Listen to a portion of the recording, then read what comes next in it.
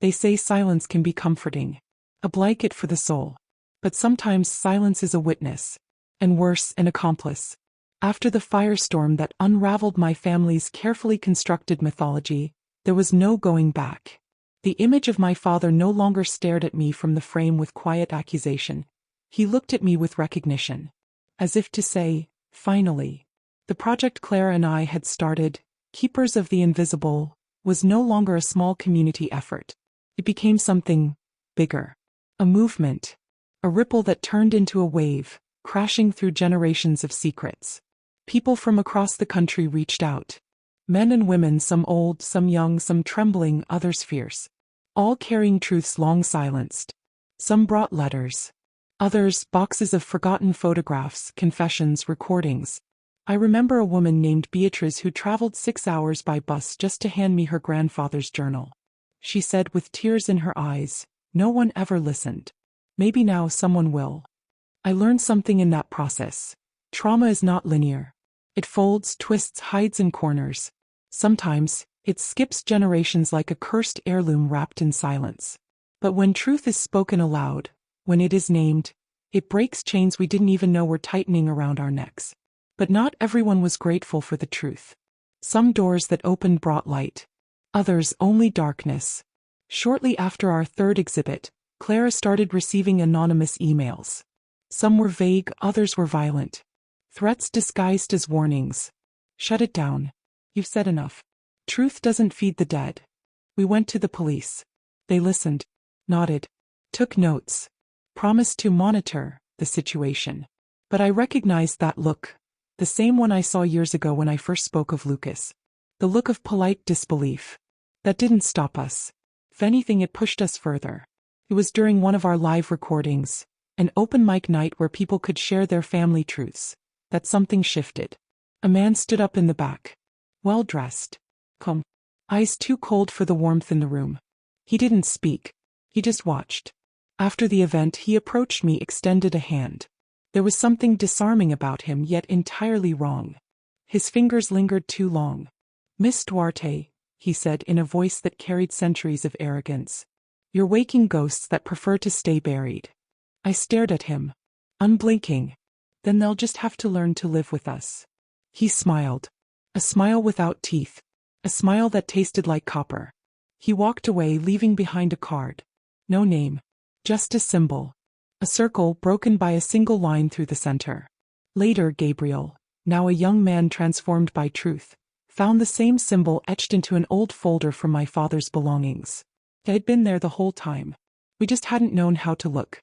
What followed was a series of small signs. Shadows in places where light should have been. Emails that disappeared. Documents corrupted.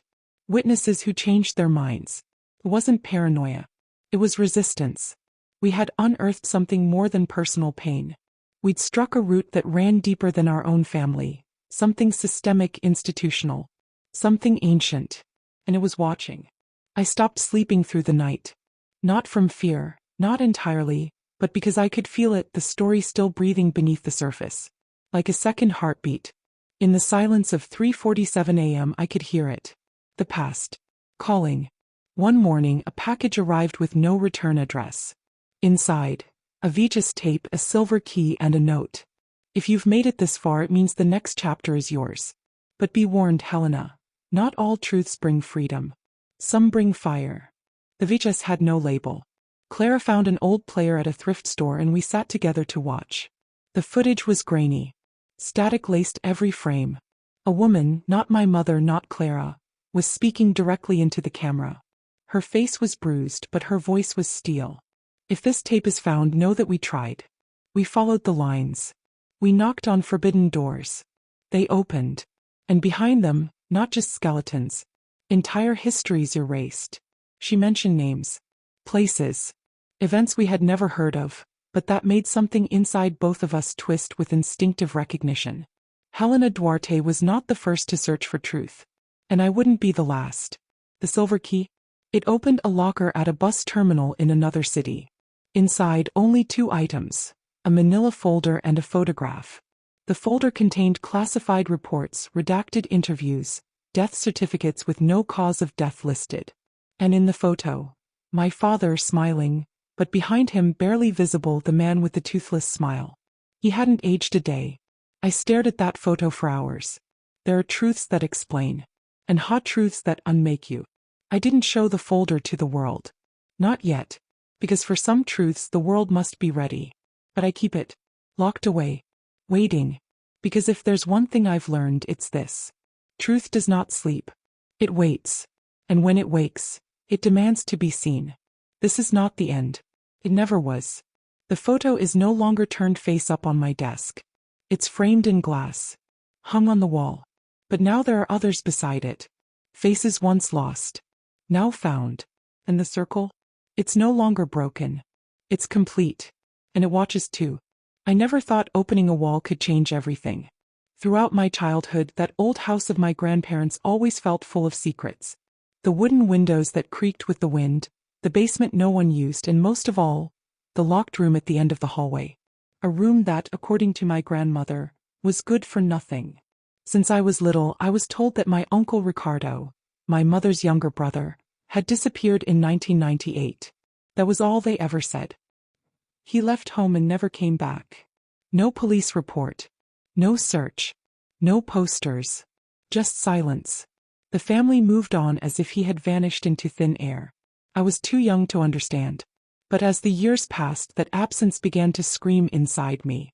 After my grandmother died, I inherited the house. No one else wanted it.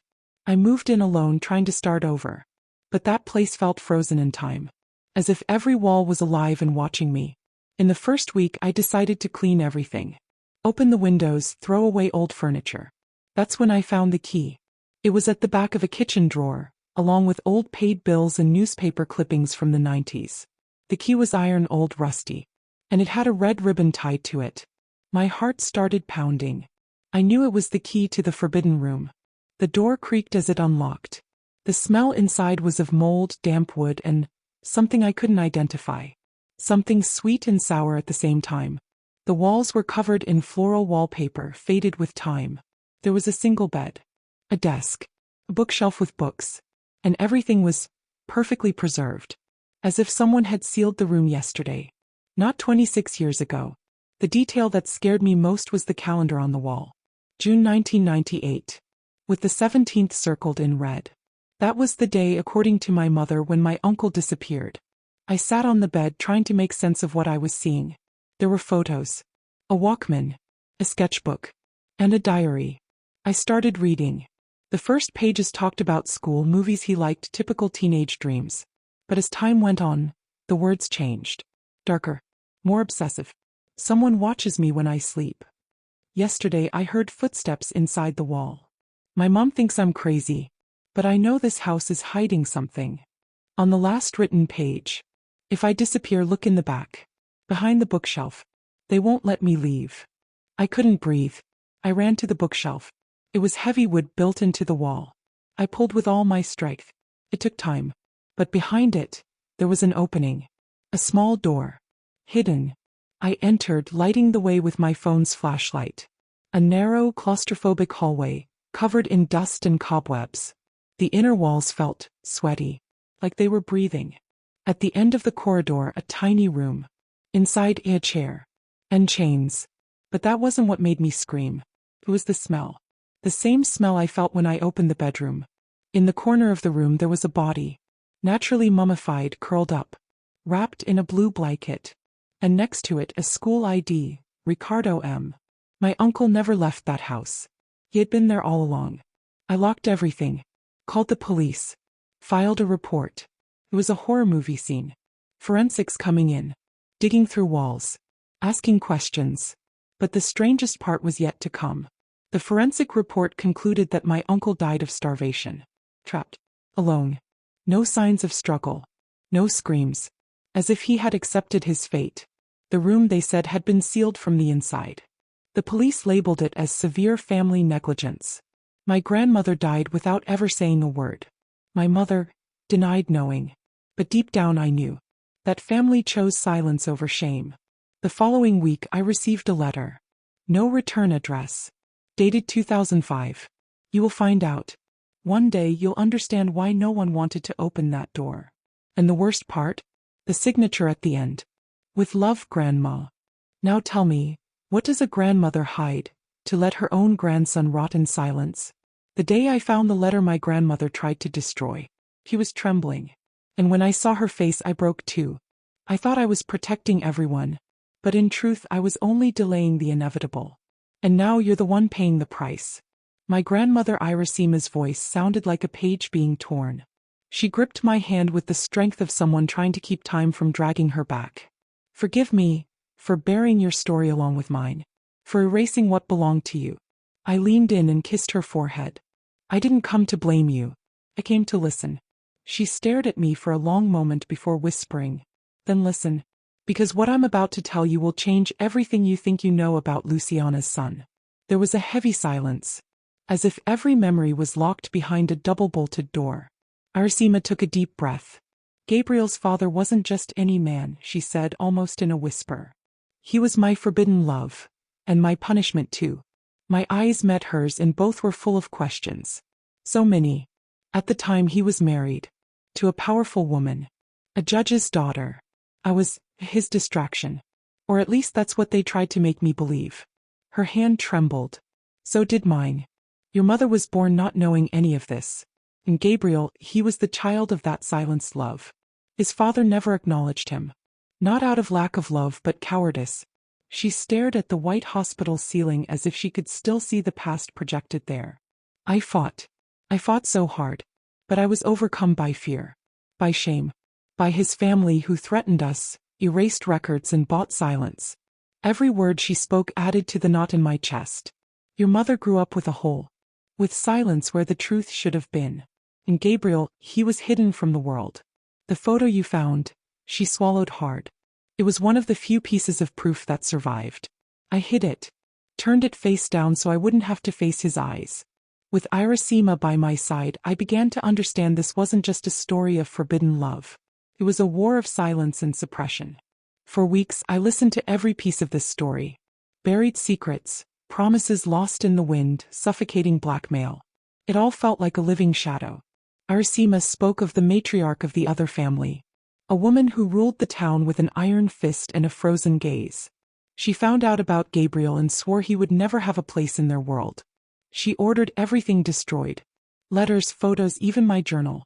But that one photo slipped through. I began to piece together a new narrative. One that included what they tried to erase. I curated an exhibit. I called it Names That Were Never Said. It was about forgotten faces, torn letters, suppressed smiles. A memorial of emotional resistance. At the opening, Irasima stood up as best she could. And spoke. For the first time in front of everyone. She told her story, not asking for pity but demanding memory. I felt that every person who looked at that photo, now turned face up, was also turning a part of themselves. But that night something unsettled me. A presence. A sound. Among the visitors I saw a figure. Still. When I looked again it was gone. Hours later at home I received an anonymous message. Some things are meant to stay hidden. Don't turn what was left turned. Fear settled in. But so did clarity. The next day I went to the city archives. Searching for any birth record, acknowledgement, anything connecting Gabriel to his father. But the clerks exchanged glances, hesitated, and found nothing. On the street, a black car followed me for 3 blocks. I pretended to enter a store. When I came out, it was gone. But the message was clear. I was a threat. I told Claire, my childhood friend and now my ally. Don't you see, Helena? You're stepping where no one dared before. This is big. Entire families would rather bury the past in cement. I have to know. Even if it hurts. Irasima called me the next night. A mysterious man had been in her room. He said only one thing. End this. That's when I realized, Gabriel's story wasn't just a family secret. It was an institutional wound. And I was tearing at it. That night, a black envelope was left under my door. Inside, a new photo of Gabriel's father, young with the powerful woman from the past. On the back, a handwritten note. You're closer than you think. Clara dug through old files and found a name, Ottavio Lamy. A businessman from that era, political partner of Gabriel's father. Missing. Days later, I received a call with a distorted voice. Want answers? Pier Warehouse. Midnight. Bring the photo. I went. Every step in that warehouse echoed like the past walking with me. A man emerged from the shadows. It was Ottavio. You shouldn't be here. But since you are, your father tried to protect you. But he was threatened. He wanted to acknowledge his son. But it would have ended the dynasty that woman fought so hard to protect. So why hide Gabriel? Because he was the truth. And truths don't fit into inheritances. I returned home shattered, but with my mission clearer than ever. Arasima died 2 weeks later. But not before handing me a box hidden in the lining of her rocking chair. Inside, letters. From him. From Gabriel's father. With promises, regrets, and a confession. That was the proof. Today I write this story with the photo in front of me. No longer hidden. No longer turned down. It looks up. As if defying. As if reborn. It all started with a box. An old wooden box smelling of mold and longing. It was hidden in my grandmother's attic between recipe books, embroidered towels, and a faded wedding album. I wasn't looking for anything, just trying to keep my mind busy after her funeral. The house was far too quiet, as if it held secrets between the cracks in the walls. And it did. At the bottom of the box, beneath overdue bills and Christmas cards that were never sent, there was an envelope sealed with red wax. On it, in trembling handwriting. To be read only when I'm no longer here. My fingers hesitated. For a moment I almost put it back. But curiosity won over respect. Inside the envelope, a letter. And a photo. A young man, light-eyed, embracing my grandmother in front of an old car. Behind them, a sign with the name of a town I'd never heard of, Ribera do Sal. The letter began like this. My dear Clara. If you're reading this, it means pain has finally taken all of me. But there is a truth you deserve to know, before the lie buries us both. It sent shivers down my spine. I kept reading. You never knew your real grandfather. The man I married, your grandfather, on paper, was my escape. My shield. But the love of my life was named Elias. And with him I lived my truest years, even if they were hidden, even if they were brief. She described secret meetings, sudden trips, candlelit dinners in rented houses under false names. She said Elias was married and that's why it was all a secret. But the love, that was real. When I found out I was pregnant, he promised to leave everything and be with me. But that night, that cursed night, there was an accident. He didn't make it. He never arrived. The police said it was a truck, a curve, rain on the road. And all I had left was silence. The letter went on. My grandmother had married another man a few months later. Raised my mother with dignity but with a divided heart. She had always told a different version of the story. I folded the letter, breath heavy. The room felt like it was spinning. And suddenly, everything I thought I knew about my family felt invented. I called my mother. I wanted to ask. To scream. To confront. But when she picked up, all I could say was, Mom, who was Elias? Silence. Then a long sigh. You found the letter, didn't you? You knew. Not completely. But I always suspected. Sometimes at night I'd hear my mother whispering that name like a prayer. Elias. As if saying it out loud kept the love alive. We stayed silent. A silence heavy with generations. In the days that followed, I traveled to Ribera do Sal. The town from the sign. The place my grandmother had tried to erase from memory. There I visited the registry office. Asked for old records. Searched for his name. And I found it. Elias Duarte. Born in 1940. Died in 1967. But there was more. In the church records there was a note.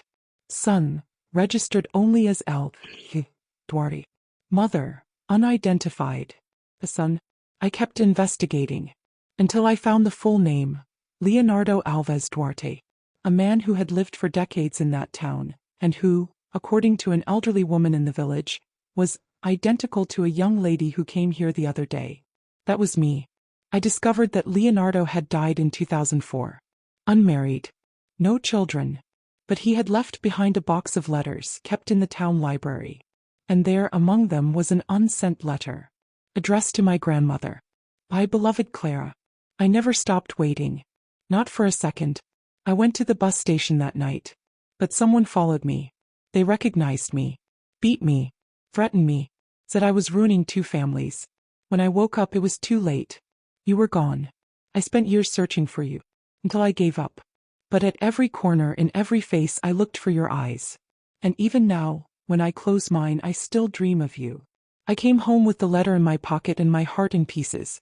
For the first time, I understood why my grandmother had such a distant gaze on Sunday afternoons. She had lived with a piece of herself torn away. I gathered my family and told them everything. I showed the letters, the photos, the documents. My mother cried. She said she felt betrayed but also relieved. Because now she understood the coldness of her childhood, the silences, the hugs that were always too short. So we decided to rewrite our story. Not as a tragedy, but as a liberation. The following week, we returned to Ribera do Sul and buried Elias's letters next to his grave. And we left a single white flower. Just one. As if sealing a long overdue peace. On the way back, my mother told me, "I never thought love could hurt so much, even after it's gone." And I answered, "Sometimes love doesn't go away. It just changes shape." Since then, I've kept the wooden box with me. But not hidden. It sits on the living room shelf between poetry books and a portrait of my grandmother, now smiling as if finally heard. Because some truths aren't meant to destroy the past. They exist to set the present free. The first time I heard that sound, I thought it was just a dream. A kind of low, drawn-out whisper, like wind slipping through a forgotten crack. But it wasn't the wind. And it wasn't a dream. It was the beginning of everything. It happened on an ordinary night. I got home late from work, too tired to think about anything but a hot shower and bed. The house I inherited from my grandparents was still far too quiet for someone who grew up in a noisy apartment.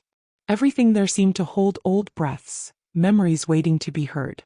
That night, I fell asleep with the window open. The sky was clear, no wind. But at exactly 3:17 a.m. I woke up to the sound. It wasn't loud. Or persistent. It was like a polite call, but insistent. I got up slowly. Slipped on my slippers silently, as if I had to respect the hush of that house. I walked into the hallway. Nothing. But the sound was coming from the attic. The attic that, according to my mother, should never be opened.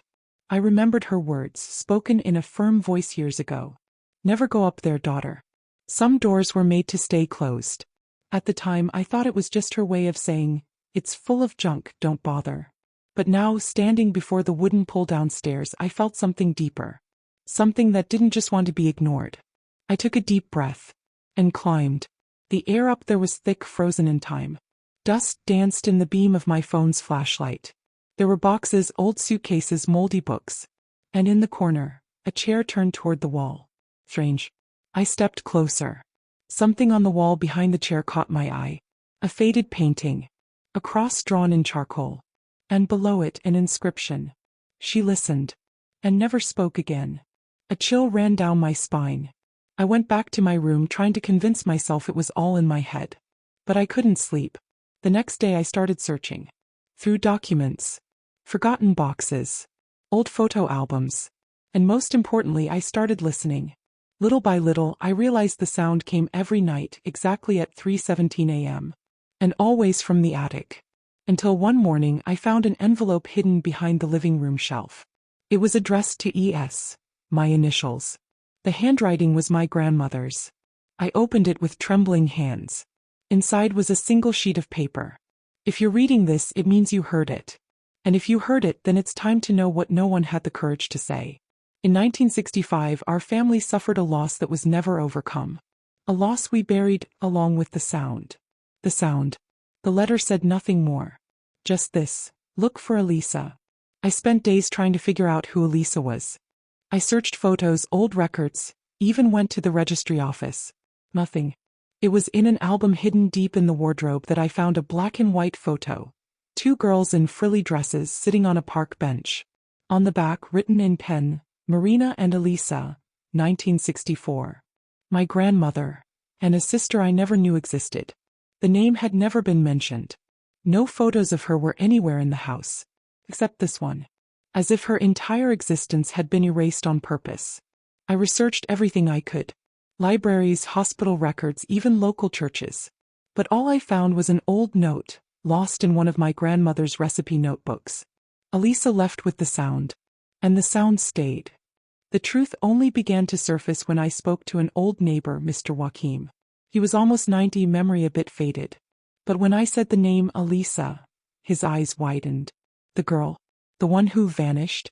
I swallowed hard. What do you mean, vanished? She disappeared, dear. One night just like that. No one ever saw her again. They say the house cried for her. The house. That house. I went to City Hall and found an old newspaper with the headline, "Teen girl mysteriously vanishes. Neighbors report strange sounds days before." Elisa was 14. The middle child. She disappeared one night in August. And what the official records didn't say, but the neighborhood never forgot, was that on that very night an unexplainable sound echoed through the house. A sound that, according to some, could still be heard. Back in the attic, I discovered that the armchair was hiding a trapdoor in the floor. Beneath it, a smaller trapdoor. Inside, a wooden box locked with a chain. I tried to pry it open. Took a while. But I did it. Inside the box was an old dress. Small. White. And an old tape recorder. I turned it on. And for the first time I heard the sound. It was like a distorted melody. A chant. A voice very low, very slow. It kept repeating something I only understood the third time. Elisa, come back. My throat tightened. In the following days I searched for psychiatric records from that era. It was hard. But I discovered that my great-grandmother, Elisa's mother, spent her final years in a mental institution. In her file, one phrase was written in red. Continuous repetition of missing daughter's name. Auditory delusions, reports hearing the house calling. I went back to the attic and sat in the armchair. I stayed there listening. Waiting. At 3:17 a.m. the sound returned. But this time I answered. Elisa, I hear you. The house went silent. The next day there was no sound. Not the night after either. And never again. Today that photo of the two girls sits framed above the fireplace. And next to it, the box. Because the sound no one wanted to hear was just a memory waiting to be set free. I always believed the greatest dangers were out there. In the streets, in the news, in other people. I never imagined the deepest wound would come from within. From a name I trusted. From a face that had always seemed harmless. The night everything began to unravel, the sky was clear. But the silence felt like a warning. I was organizing old family papers, trying to build a timeline of events my mother had always avoided talking about. It was like assembling a puzzle without knowing the final picture. Just shadows in the corners and sharp edges in the center. That's when my phone rang. Unknown number. I answered cautiously. The voice was female. Precise. Told. Unhurried. Stop digging, Helena. Or the next thing you uncover will be your own end. She hung up before I could react. But that was enough. It was as if, in that moment, someone flipped a switch inside me. It was no longer just about curiosity. It was about survival. In the days that followed, the feeling of being watched stopped being just a suspicion. It was real. I felt eyes following me through walls, silent figures behind parked cars. In the reflections of store windows, unfamiliar faces seemed to be waiting for me to let my guard down. I thought about backing off. Pretending I hadn't heard anything. Putting all the letters back in the drawer. But how do you unask a question once it's been asked? It was in that whirlwind of anxiety that I realized something even more devastating. Someone inside my own circle had betrayed me. Little details, ill-timed comments, leaked information that only Clara knew. My best friend. Or so I thought. I didn't confront her right away. I watched. I tested. And it was in a careless moment that she gave herself away. A phone call late at night, not realizing I was home. A muffled conversation, but clear enough to show me there were more secrets between us than between me and my own family. That night it rained. The rain was thin, almost transparent, but the tension was thick as smoke. I took refuge in the only place where I still felt safe. My grandfather's basement. There, among forgotten objects and dust-covered photo albums, I found a box with initials carved on it. HD. Inside, scanned documents, handwritten notes, and something that took my breath away. A journal. Dated 1976. Signed by my father. A man I thought I only knew through censored stories and fragmented memories. On the last page he had written, "If someone ever reads this, understand, silence wasn't a choice. It was imposed. The truth has powerful enemies, and the greatest betrayal I lived came from someone beside me, pretending to protect." Clara. It all made sense now. She was the link between the old secrets and the recent threats. Even so, I couldn't hate her. Something in her eyes told me there was more. Maybe guilt, maybe fear. And when I finally confronted her on the bench in the park where we grew up together, she cried. She didn't ask for forgiveness. She just cried. They forced me, Helena. There are things you still don't know. And if you keep going, you won't come back. I left without answering. The weight she carried was punishment enough. That night I came home and found an envelope on the table. No return address. Inside, only one sentence cut from an old newspaper. Every buried truth blooms with blood. It was a warning. Or a prophecy. Days later, I went to a journalist I knew couldn't be bought. I didn't hand over everything, just enough to spark the first flame. And the world caught fire. The article came out on a quiet Friday morning. It revealed secrets the city had long pretended to forget. Corruption, covered up deaths, influential names. My father wasn't just a victim of the system. He was a man who tried to break it, and was crushed for it. The reactions were immediate. Phone calls. Threats. Veiled invitations for friendly conversations. But there were also silent embraces, anonymous messages of support, testimonies from others who had been silenced by fear, shame, or despair. I created a digital archive, updated daily with new names, new evidence, new stories. I called it the Circle of Silence. And in it, I turned pain into testimony. What had once been a threat became proof. What had once been trauma became a statement. But the battle wasn't over yet. One night, returning from the market, I noticed my lock had been tampered with. I walked in slowly. Nothing seemed out of place, but on the living room floor there was a mark. An X made of red tape. On top of my father's photo. There was no time to hesitate. I called the journalist. We arranged a new release, this time with everything.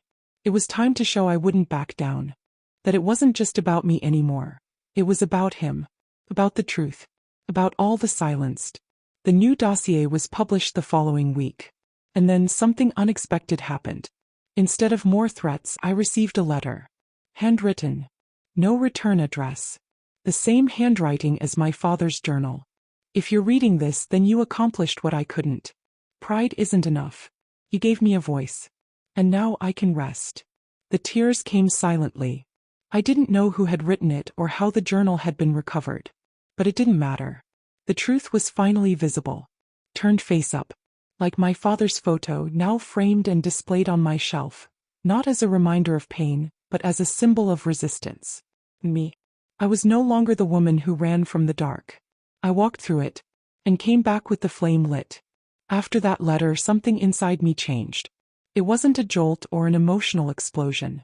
It was a quiet but deep shift, like a weight I hadn't known I was carrying had finally been lifted. For the first time, I felt I wasn't just running from pain, I was rebuilding a life from it.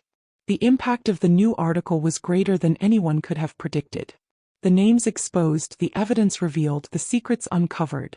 It triggered a silent earthquake that began to crack the city's most hidden foundations.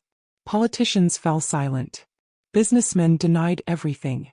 Whole families closed themselves off in a pact of fear and pride. But what surprised me most was how many people stepped out of the shadows to find me. Stories came in waves. A woman whose brother vanished in the 90s. A man whose mother had been institutionalized for trying to expose hospital corruption. Children who had grown up believing their parents died in accidents, only to learn now they were victims of orchestrated murders. Every story echoed what I had lived. I knew I had to organize it all. It wasn't enough to just listen. It was time to build something bigger. With Clara's help, who, despite all that had been revealed, still stood by me, I created a project called Inverted Voices. The idea was simple: to give space to buried stories. We started with a small physical space, an old decommissioned library. We invited people to write their memories, post photos, leave objects, record videos. It became a living exhibition of denied truths. On a cold morning, an elderly lady arrived with an old suitcase. She said she had documents saved for decades, waiting for someone brave enough to listen. When she opened the suitcase, Clara and I went silent. Inside were notebooks, handwritten notes, a cassette tape, and a letter. The name on the envelope made our skin crawl. Dwart. "I knew your father," she said, looking at me. "How?" My voice came out weaker than I expected. He helped me years ago. When I lost my son, he was the only one who believed me. He knew too much. It was a time when truth was even more dangerous than now. The cassette held my father's voice. Calm but firm, he described the investigation that had led to his death. He spoke of a clandestine group, disguised as public institutions, manipulating data, silencing witnesses, embezzling funds. It was like hearing a whisper from the grave. Changed everything. Clara and I spent weeks digitizing the material, cross-referencing data, confirming facts. Each new piece completed the puzzle. And amidst it all, a new figure emerged, Gabriel. He was a young journalist, determined, and a follower of the Circle of Silence project from the beginning. When he heard about the new discoveries, he asked to join us. At first I hesitated. After everything I'd been through, betrayals, trusting someone new felt dangerous. But there was something in Gabriel's eyes that reminded me of my father. Intensity. Gabriel threw himself into the investigations with astonishing passion. He brought tools, mapped networks, connected pieces we didn't even know existed. We discovered that the group my father exposed was not only still active, it now operated at the state level. Judges, police officers, doctors, journalists, all bought. It was a massive web. With new evidence, we arranged a meeting with a prosecutor we believed could be trusted. But when we got to the meeting place, he never showed up. The next day, his name was in the obituaries. Car accident. That's when we realized, it wasn't just about revealing the truth. It was about surviving it. Claire began receiving direct threats. Gabriel was followed by 2 men after a lecture. My apartment was broken into again. This time, nothing was taken, but a single message was spray-painted on the living room wall. You won't finish what he started. But they were wrong. In pain I found strength. In loss I found purpose. And now I was no longer alone. We started working in secret in alternate locations. We divided the files into secure servers, sent copies to international journalists, sought support from human rights organizations. Every step was meticulously planned. And then, the opportunity. A former member of the group, now ill and with nothing to lose, reached out. He wanted to confess. We recorded everything. He confirmed every connection, every name, every ordered killing. He said my father knew too much, but was respected even by them. And that it was his insistence on protecting a woman, the same woman with the suitcase, that sealed his fate. That testimony was the key. With it, we produced a documentary series in partnership with an independent studio. The Circle of Silence, The Inheritance of Truth.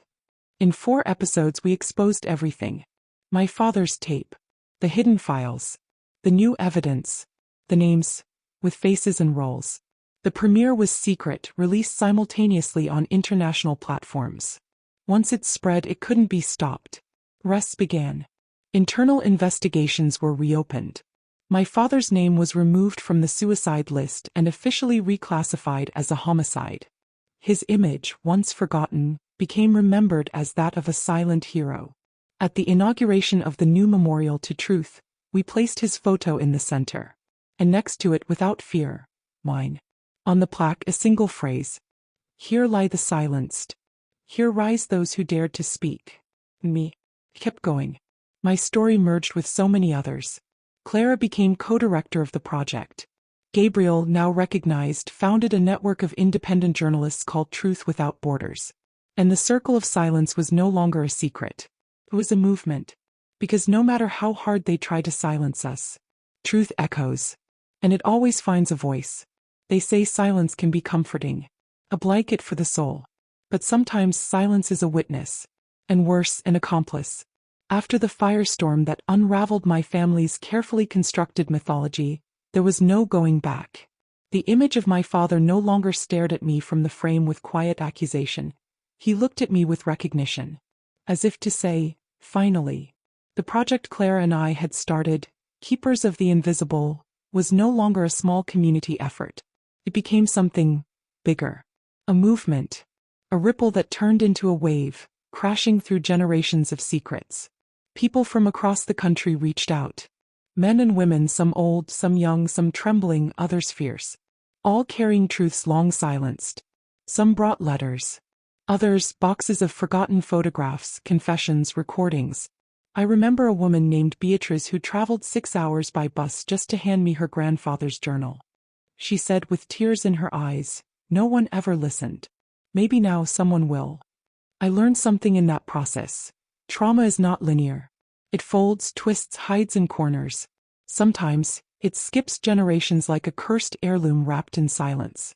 But when truth is spoken aloud, when it is named, it breaks chains we didn't even know were tightening around our necks. But not everyone was grateful for the truth. Some doors that opened brought light. Others only darkness. Shortly after our third exhibit, Clara started receiving anonymous emails. Some were vague, others were violent. Threats disguised as warnings. Shut it down. You've said enough. Truth doesn't feed the dead. We went to the police. They listened, nodded, took notes, promised to monitor the situation. But I recognized that look, the same one I saw years ago when I first spoke of Lucas. The look of polite disbelief. That didn't stop us. If anything, it pushed us further. It was during one of our live recordings, an open mic night where people could share their family truths, that something shifted. A man stood up in the back. Well dressed. Calm. Eyes too cold for the warmth in the room. He didn't speak. He just watched. After the event, he approached me, extended a hand. There was something disarming about him, yet entirely wrong. His fingers lingered too long. Miss Duarte, he said in a voice that carried centuries of arrogance. You're waking ghosts that prefer to stay buried. I stared at him, unblinking. Then they'll just have to learn to live with us. He smiled. A smile without teeth. A smile that tasted like copper. He walked away, leaving behind a card. No name. Just a symbol. A circle broken by a single line through the center. Later, Gabriel, now a young man transformed by truth, found the same symbol etched into an old folder from my father's belongings. I had been there the whole time. We just hadn't known how to look. What followed was a series of small signs. Shadows in places where light should have been. Emails that disappeared. Documents corrupted. Witnesses who changed their minds. It wasn't paranoia. It was resistance. We had unearthed something more than personal pain. We'd struck a root that ran deeper than our own family. Something systemic, institutional. Something ancient. And it was watching. I stopped sleeping through the night. Not from fear, not entirely, but because I could feel it, the story still breathing beneath the surface. Like a second heartbeat. In the silence of 3:47 a.m. I could hear it. The past. Calling. One morning a package arrived with no return address. Inside, a VHS tape, a silver key, and a note. If you've made it this far, it means the next chapter is yours. But be warned, Helena. Not all truths bring freedom. Some bring fire. The VHS had no label. Clara found an old player at a thrift store and we sat together to watch. The footage was grainy. Static laced every frame. A woman, not my mother, not Clara, was speaking directly into the camera. Her face was bruised, but her voice was steel. If this tape is found, know that we tried. We followed the lines. We knocked on forbidden doors. They opened. And behind them, not just skeletons. Entire histories erased. She mentioned names. Places. Events we had never heard of, but that made something inside both of us twist with instinctive recognition. Helena Duarte was not the first to search for truth. And I wouldn't be the last. The silver key? It opened a locker at a bus terminal in another city. Inside, only 2 items. A manila folder and a photograph. The folder contained classified reports, redacted interviews, death certificates with no cause of death listed. And in the photo, my father smiling, but behind him barely visible, the man with the toothless smile. He hadn't aged a day. I stared at that photo for hours. There are truths that explain. And there are truths that unmake you. I didn't show the folder to the world. Not yet.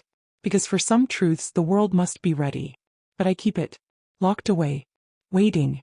Because if there's one thing I've learned, it's this. Truth does not sleep. It waits. And when it wakes, it demands to be seen. This is not the end. It never was. The photo is no longer turned face up on my desk. It's framed in glass. Hung on the wall. But now there are others beside it. Faces once lost. Now found. And the circle? It's no longer broken. It's complete. And it watches too. And when the circle closed, the silence changed. It wasn't absence anymore. It was attention. A watchful, breathless tension. In the years that followed, the keepers became more than we ever imagined. Universities reached out. Independent investigators. Foreign journalists. Survivors with nowhere else to turn. And then the silence cracked again. An envelope appeared in my mailbox, addressed in a familiar feminine cursive. No return address. Inside, a single black and white photo. A child. Not me. Not Lucas. Someone else entirely. On the back, a line of text. There was a third. The message came with no explanation, no sender. But the meaning was unmistakable. Our story wasn't over. It never had been. I stood staring at the photo for what felt like hours. Clara found me like that, frozen breath caught halfway in my throat. She didn't speak. She didn't have to. Because sometimes, the soul recognizes what the mind refuses to accept. There were more doors. More names. More truths still buried in the soil beneath our feet. But we weren't afraid anymore. Because the greatest lie ever told is that the past is behind us. It isn't. It lives in our blood, in our bones, in the way we whisper or scream. It dances in our shadows and builds monuments in our silence. No. We tell its story. All of it. Even the parts we fear. Especially those.